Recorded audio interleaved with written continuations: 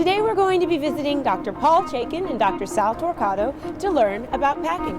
You know, when you said we were going to learn about packing, I didn't realize you were going to make me help you move. I love packing. It's essentially the study of how similar shapes pack together. You take these boxes. Yeah, they're cubes, so they pack perfectly to 100% efficiency. Packing has a lot of cool practical applications too, from keeping sand dunes from eroding, to making sure buildings can withstand earthquakes, to moving all my stuff out of that apartment and into this van. So packing is like Tetris? Because I rock at that game. Way more complicated, bro. I mean, imagine if these boxes weren't cubes, but were spheres. What, like this? Big deal. It is a big deal. You know how many gaps there'd be? It may look simple, like any grocer can pack oranges at a grocery store, but the problem is ancient. Johannes Kepler in 1611 was the first to tackle this mathematical conundrum when he was trying to load cannonballs on a ship. What be the most efficient way of packing these cannonballs, me hearty? There be no better way than the one Kepler devised. Look how pretty these cannonballs be packed. And it sure be efficient too. That Kepler was a pirate's best friend. Did he invent rum as well? No. How do you know so much about this? I do a lot of packing, bro.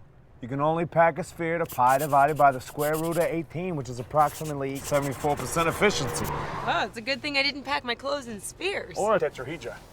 Tetrahedra? A tetrahedra! Tetrahedra.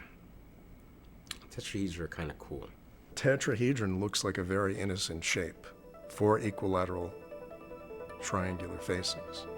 But it turns out to have really rich, complex packing characteristics that we're only beginning to understand. Triangles tile space perfectly. So you'd think, well, maybe if I put them together like this, okay, edge to edge, I could tile space pretty well. Well, the problem is you get a pentagon. And it's not even a real pentagon. It's got a slice in it. It's got a mouth over here which doesn't close. So this thing isn't going to tile space very well at all. Whoa, those tetrahedra are complicated. Told you, bro. And studying them and the way they pack sparked one of the greatest math battles in the history of packing. You mean there was more than one?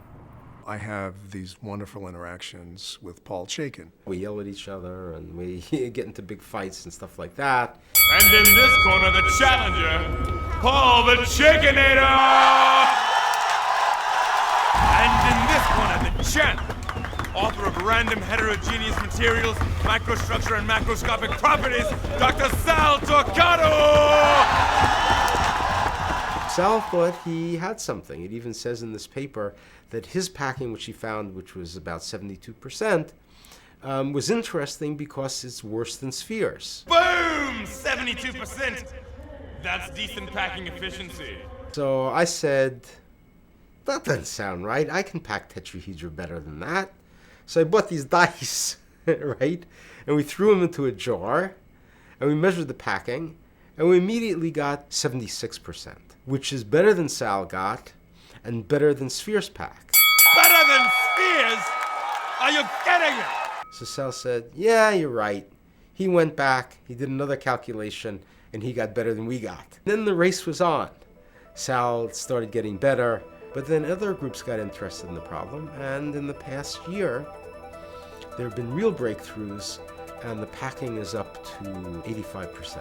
Ladies and gentlemen, I've never heard anything so sensational. Tetrahedra packing at 85%? I'm simply flabbergasted.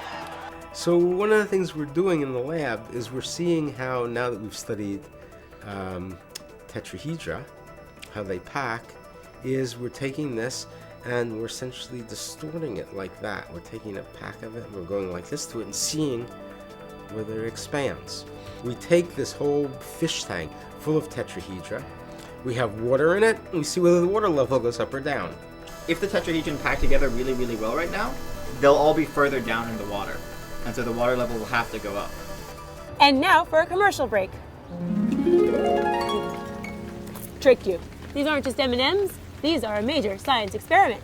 Paul used to eat M&Ms at every lunch break, and while eating a handful, he thought, hey, why not study M&Ms and see how they pack? Of course, the headline was, crazy scientists do experiments with M&Ms. If you really want to impress someone, you can say, M&Ms are oblate spheroids. No, no, no. There'll be no cannonballs on this ship, matey.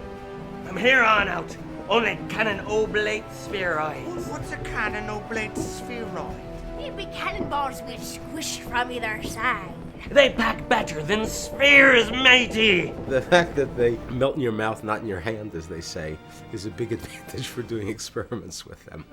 Fire the spheroids. Perhaps we should have tested these squashed balls first, Captain. Arr. The M&M people were so impressed with Paul's work that they rewarded his efforts with M&M's candy. I use these M&Ms as a bribe for students to come in at late night to do homework problems, and they supply me with as many M&Ms as I need to keep that barrel full. Let me tell you something that you never thought about. Put your life on 2 4 wheels and start to roam about. All around the world, the things you thought you'd never see. And the 7 Love me some oblate spheroids.